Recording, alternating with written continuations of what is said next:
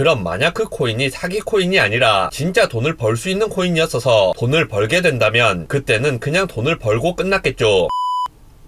빅튜브입니다. 주변에 코인 같은 것을 하다가 돈을 많이 버는 사람도 있고 돈을 많이 잃는 사람도 보입니다. 조금 잃거나 조금 버는 사람도 많고 취미나 용돈벌이 정도로 하는 분들도 있습니다. 이런 경우만 있는 것이 아니라 진짜 기획 사기 같은 것에 걸려서 전 재산을 다 날린 분도 있습니다. 그런데 그런 생각 해보셨을 겁니다. 이런 식으로 코인 사기를 당하는 사람이 많으면 국가가 나서서 코인 피해자에 대한 보상을 대신 좀 해주면 안 되나, 그렇게 사기당해서 힘들어하고 있는 분들 좀 도와주면 안 되나, 실제로 누군가가 보상을 해주기를 바라면서 기다리고 계시는 분들도 많은 것 같습니다. 그게 안 되는 이유에 대해서 이야기를 좀 해보려고 합니다. 일단 코인 사기를 당하는 피해자들은 왜 그런 이상한 코인에 투자를 하게 되었을까요? 그 코인의 가격이 오르게 되면 그만큼 돈을 벌 수 있기 때문입니다. 돈 벌려고 코인하는 거지 돈 잃으려고 코인하는 사람은 없을 겁니다. 그럼 만약 그 코인이 사기 코인이 아니라 진짜 돈을 벌 수 있는 코인이었어서 돈을 벌게 된다면 그때는 그냥 돈을 벌고 끝났겠죠. 진짜 사기 코인이 맞다고 해도 적당히 먹고 빠진 사람들은 실제로 돈을 벌고 나온 경우도 많습니다. 이론상으로만 그런 게 아니라 진짜 그 코인으로 돈 벌어 나온 사람이 있다니까요. 다른 사람들은 돈 벌 생각이 없어서 그런 코인에 투자를 안 한 것이 아니라 그만큼의 리스크 테이킹을 한 생각이 없기 때문에 그런 코인에 진입하지 않은 겁니다. 피해자를 탓하지 않은 게 아니라 이런 기본 배경 상황을 생각하면서 만약 누군가가 피해자에 대한 보상을 해줄 경우 어떤 일이 일어날지 생각을 해보자는 겁니다. 코인 피해를 입었을 때 누군가가 나서서 보상을 해준다. 그러면 리스크 테이킹을 할 필요가 없습니다. 아주 위험하고 폰지 사기의 가능성이 높은 코인에 투자를 해야 그게 맞는 거죠. 보상을 얼마나 해줄지는 모르겠지만 보상해주는 한계치까지 집어넣는 것이 투자자 입장에서는 합리적인 투자가 됩니다. 벌면 내가 가져가고 잃으면 보상을 해주는데 무조건 수익률 좋은 코인에 투자를 하게 될 겁니다. 국가 입장에서는 코인 사기를 당하는 피해자를 줄이는 것이 목적이 될 텐데 이 경우는 코인 사기를 당하는 사람이 오히려 늘어나게 됩니다. 코인에 대한 보상이 생기게 되면 심지어 사기꾼 입장에서도 사람들을 모을 때 아주 유리해질 겁니다. 아니 혹시나 돈을 잃더라도 국가가 보상을 해준다니까 그러면 원래는 사기를 안 당했을 사람도 그런데 투자를 해서 사기를 당하게 됩니다. 비슷한 과정이 전세 사기 사건에서도 발생한 적이 있기 때문에 코인의 경우도 같은 상황을 예측할 수 있습니다. 국가가 보상을 한 것은 아니고 주택도시보증공사, 그러니까 보통 허그라고 그러죠. 전세금을 보호해주는 일종의 보험이라고 생각하면 됩니다. 전세 사기를 당하는 피해자들을 구제하기 위해 전세금에 대한 보험을 드는 것이라고 생각하면 됩니다. 그런데 전세 사기꾼들은 이걸 이용해 먹은 겁니다. 어차피 우리가 전세금을 못 돌려줘도 이 매물은 허그 가입되는 매물이니까 너는 돈을 돌려받을 수 있다. 허그가 없었다면 일어나지 않았을 거래인데 허그를 낌으로써 일어나지 않았을 거래가 발생하게 된 겁니다. 그러니까 돈의 흐름을 보자면 결국 허그의 돈이 사기꾼의 주머니로 들어가게 된 겁니다. 물론 허그의 경우는 필요한 것이 맞고 코인 사기와는 달리 법을 잘 모르는 일반인들도 전세는 살아야 하기 때문에 똑같은 상황이라고는 할 수 없습니다. 처음 가입 절차에서 심사를 빡세게 하는 등 여러가지 보완을 통해 이런 부분을 막을 수도 있습니다. 반면에 코인 사기에 대한 보상은 그런 게 가능하지가 않죠. 그러니까 결국 코인 사기에 대해서 국가가 지원을 해주게 되면 코인 사기에 대한 예방 효과는 없으면서 코인 사기꾼들의 배만 더 불러지는 상황이 발생하게 됩니다. 그렇다고 해서 코인 사기를 방치할 수는 없습니다. 그러다 보니까 다른 방법들을 통해 코인에 대한 규제를 하는 경우가 생깁니다. 코인에 대한 규제 내용들을 보면